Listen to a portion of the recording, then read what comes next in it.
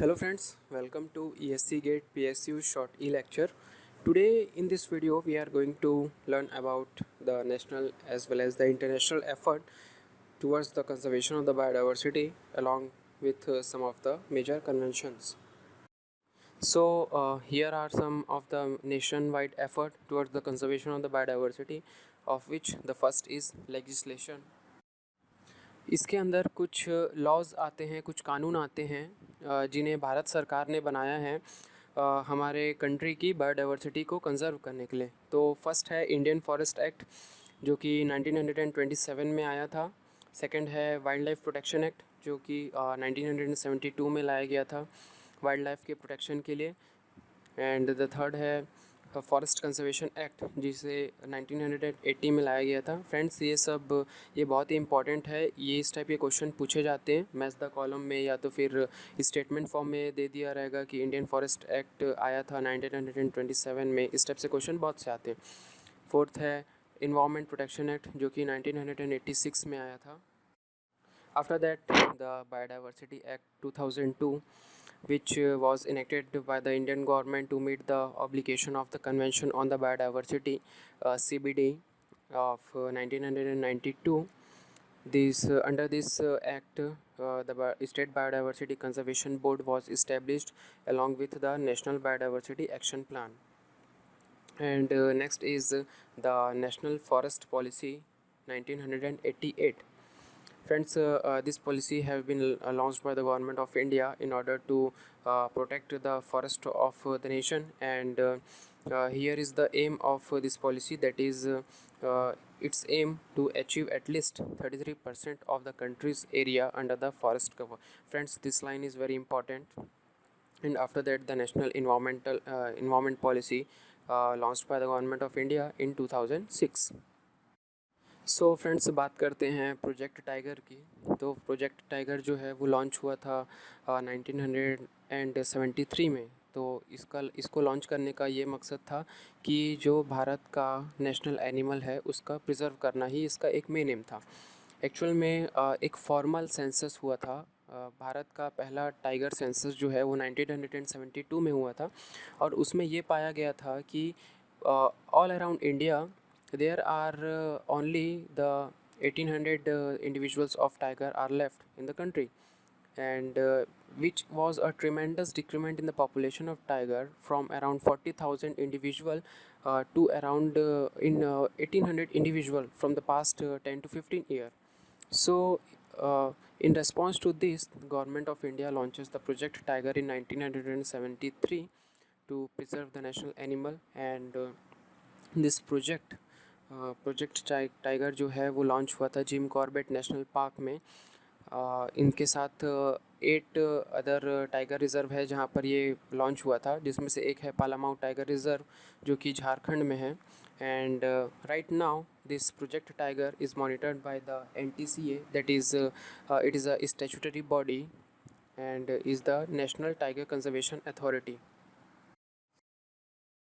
After the Project Tiger, Project Elephant was launched by the government of India in 1992 for the conservation of the Asian elephant population in India.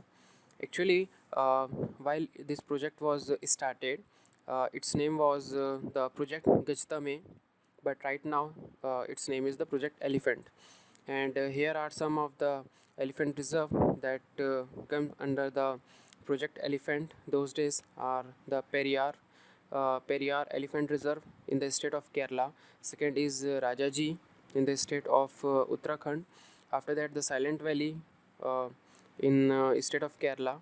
After that the Annamalai and Parambikulam in the state of Tamil Nadu, and the last is the Kaziranga in the state of Assam. After that, let's talk about the Rhino 2020. It is also a project for the conservation of one-horned rhinoceros.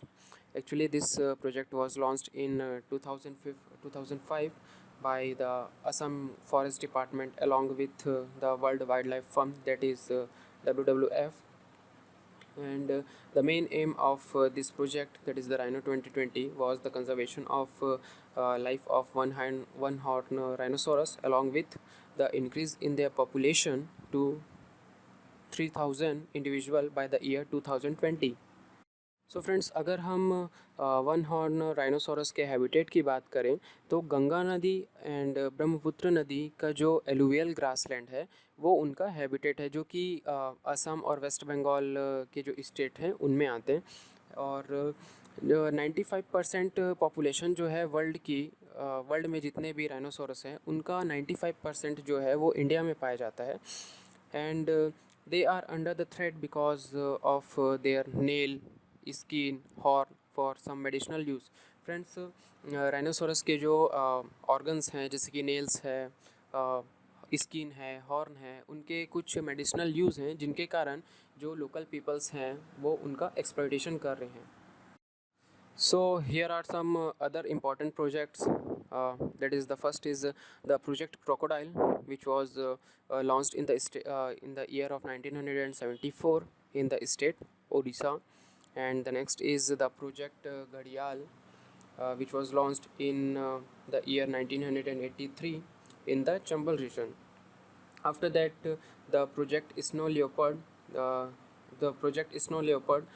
was launched in 2009 in the in Jammu and Kashmir, Himachal Pradesh, Sikkim, and Arunachal Pradesh. And along with that, here are some important bird sanctuary in India. First is the Koiladev Ghana, that is situated in the Bharatpur district of Rajasthan state. Second is Vedant Thangal bird sanctuary in the state of Tamil Nadu.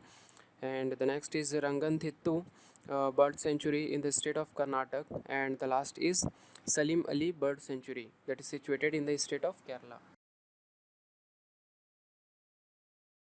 So here are some international convention for the conservation of biodiversity, of which the first is CITES, that is the Convention on Illegal Trade of the Endangered Species. This convention was launched worldwide in March 1973, but in India it was signed and ratified in the year 1976. And the main aim of this convention is to ensure that the international trade in the specimens of the wildlife, animals, and plants does not threaten their survival. Along with this, the second aim is to combat the illegal trade of the endangered species. बात करते हैं Ramsar convention की। Friends, Ramsar जो है ये एक city का नाम है ईरान में।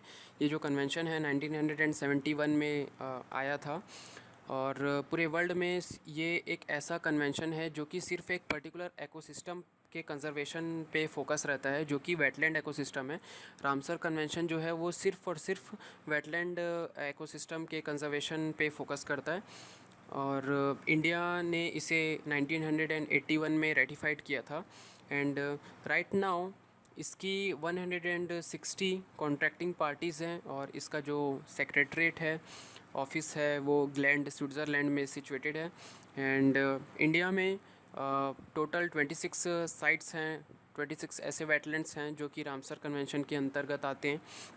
And the one important thing is that the world's largest wetland is the Pantanal, which is situated, which is shared by the three countries, that is the Brazil, Bolivia and Paraguay. Friends, बात करते हैं रियो अर्थ summit की, जो कि 1992 में हुआ था Brazil के रियो शहर में। फ्रेंड्स, इससे पहले 1972 में स्वीडन के स्टॉकहोम शहर में यूनाइटेड नेशन ने एक कॉन्फ्रेंस कराया था इन्वायरमेंट के ऊपर, जिसके कारण पूरे वर्ल्ड वाइड में एक अवेयरनेस रेज हुआ for the issue of the global environment conservation. And later on in 1992, Rio de Janeiro hosted the United Nations Conference on Environment and Development, जिसका मेजर फोकस था सस्टेनेबल डेवलपमेंट के ऊपर। Friends, sustainable development means the development in such a way, or we can say that the utilization of the natural resources in such a way so that the environment or the nature should get an enough time to rejuvenate all these natural resources for the upcoming generation, so that the upcoming generation can also take the advantage of all that natural resources. That is called the sustainable development. And here are some of the important outcomes of Rio Earth Summit 1992. The first is UNFCCC, that is the United Nations Framework Convention on Climate Change. Second is the Convention on Biodiversity, that is the CBD. After that, the third is the Agenda 21, and the fourth is the Convention on Desertification. So let's talk about the first outcome, that is the United Nations Framework Convention on the Climate Change. The main principle of this convention was that the developed countries like USA, China, all the developed nations should take a lead role in combating the climate change and its adverse effect on the living organism and the environment. And this convention, that is the UNFCCC, makes an positive effort on the reduction in the greenhouse gas emission. So friends, let's talk about the second outcome of the Rio summit, that is the Agenda 21. Agenda 21 is a non-legal binding action plan for the 21st century.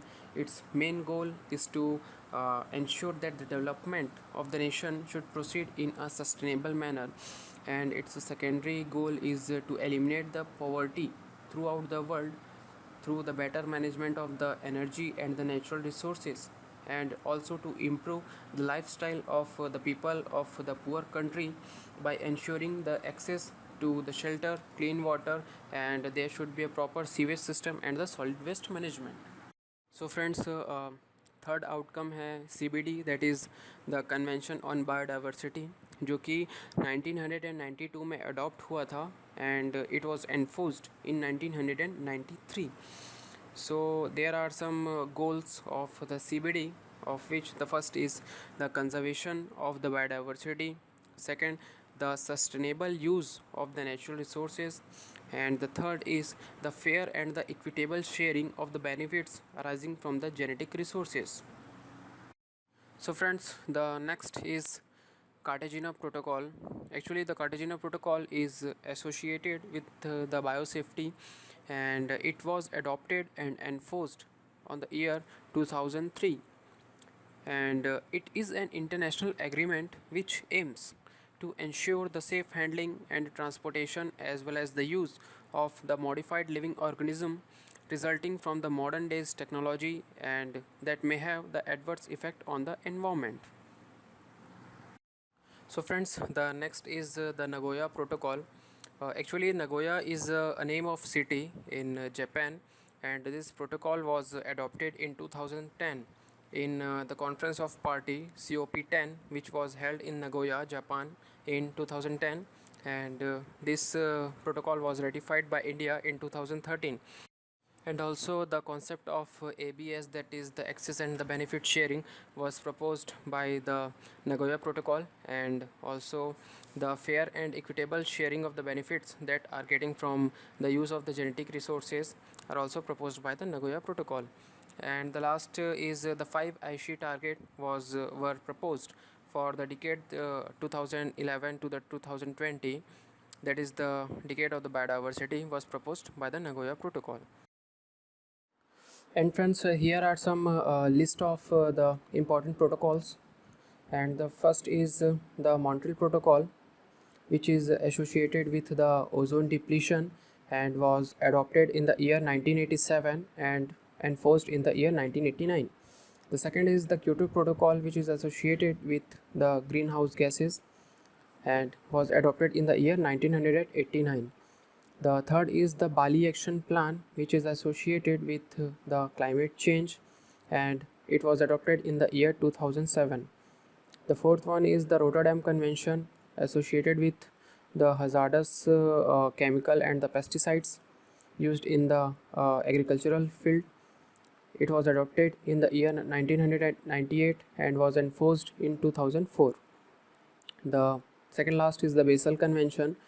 It was adopted in 1989 and enforced in the year 1992, and it was associated with the transboundary movement of the hazardous waste. The last one is the Stockholm Convention, which is associated with the POP, that is the persistent organic pollutant. It was adopted in the year 2001 and was enforced in 2004. So friends, one thing you need to keep in mind that the last three convention, that is the Rotterdam Convention, Basel Convention and the Stockholm Convention, these are called as the sister convention of pollution. So friends, that's all about the national and international efforts in order to conserve the environment, and I hope you like this video, and please do subscribe our YouTube channel, and friends, you can also like our Facebook page.